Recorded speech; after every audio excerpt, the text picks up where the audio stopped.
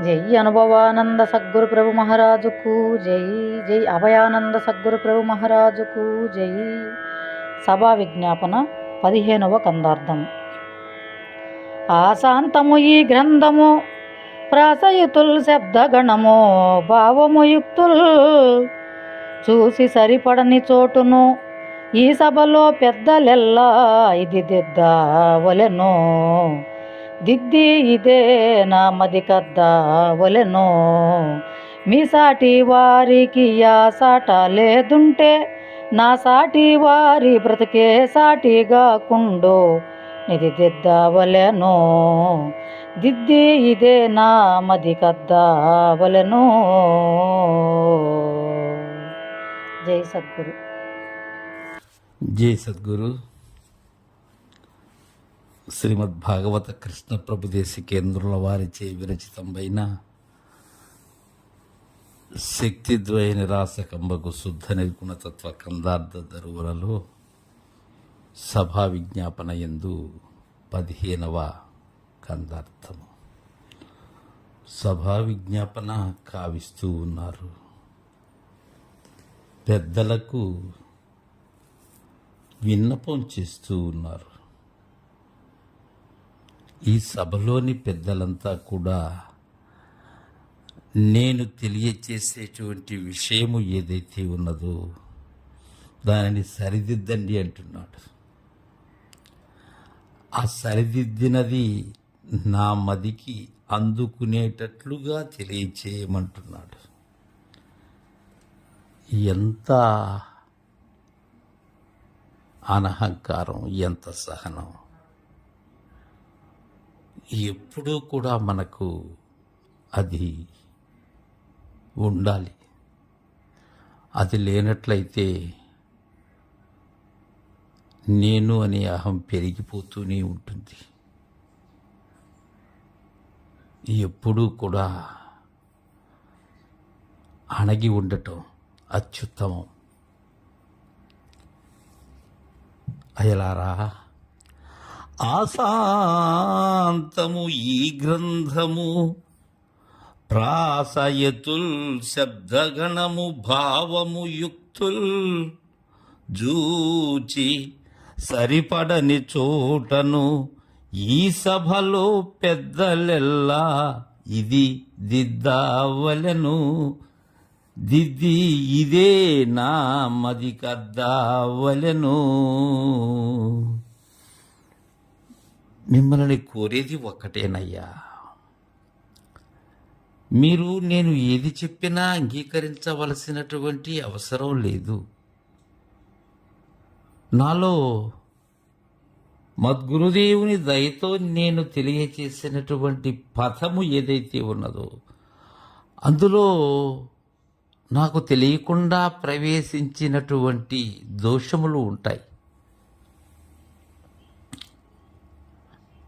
ఈ గ్రంథమనే పూదోటలో అనేక కంటకములు ఉండవచ్చు. వాటిని సరిచూడవలసినది, లేక చేయవలసినది మీరే. అయితే అది ఎప్పుడు వీలవుతుంది అంటే, ఆశాంతము ఈ గ్రంథము పూర్తిగా చూడాలి అయ్యా. ఒక దగ్గర చూసి స్థలీ పులక న్యాయం ఇక్కడ కూడదయ్యా. సంపూర్ణముగా నా భావాన్ని ఈ గ్రంథం, ఈ కావ్యము, ఇంకా నేను చెప్పబోయేటువంటి విషయం ముందుగానే చెప్పాను. ఏం చెప్పబోతున్నాను అని చెప్పాను. శివరామ దీక్షిత సిద్ధాంత పద్ధతిని చెప్తున్నానయ్యా నేను. అయితే ఈ గ్రంథం కందార్థ రూపములుగా రచించాను కదా, దీనిలో ఈ రచన నిర్మాణంలో ఎక్కడైనా సరే ప్రాస అంటే పద్యపాదమున 2వ అక్షరం ఎక్కడైనా పొరపాటు పడి ఉన్నట్లయితే, ఇంకా యతుల్ అంటే యతి పద్య విశ్రమ స్థానం సరిగా కుదరనట్లయితే, ఇక శబ్దము అంటే అది ఎలా ఉండాలి? ఆ శబ్దం, ఆ ధ్వని వ్యాకరణ శిక్షితమైనటువంటి మాట, అది శబ్దం. ఇక గణము అంటే గురువు, లఘువు వాటి యొక్క వర్ణముల కూడిక సక్రమంగా ఉండాలి. ఈ కందార్థ నియమం ప్రకారం ఛందోబద్ధంగా ఉండాలి. అలానే భావము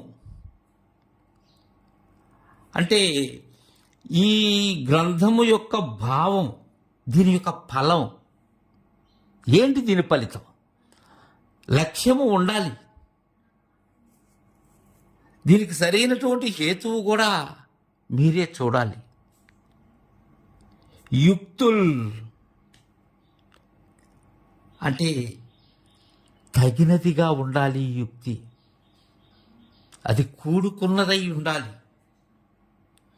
వాటిని అంటే ప్రాస, యతి, శబ్దము, గణము, భావము, యుక్తి ఇవన్నీ కూడా, ఈ 6 లక్షణాలు కూడా ఉండాలి ఈ గ్రంథంలో. జూచి ఆశాంతమయ్యలారా, మీరు ఈ గ్రంథాన్ని చూసి సరిపడని చోటనా నేను చెప్పిన పై విషయములు ఏవైతే ఉన్నవో అవి వాటి స్థానాల్లో అవి అమరకుండా ఉన్న చోటు, వాటి స్థానాలలో అవి లేనట్లయితే అది మీరు గమనించగలరు. అలా సరిపడని చోట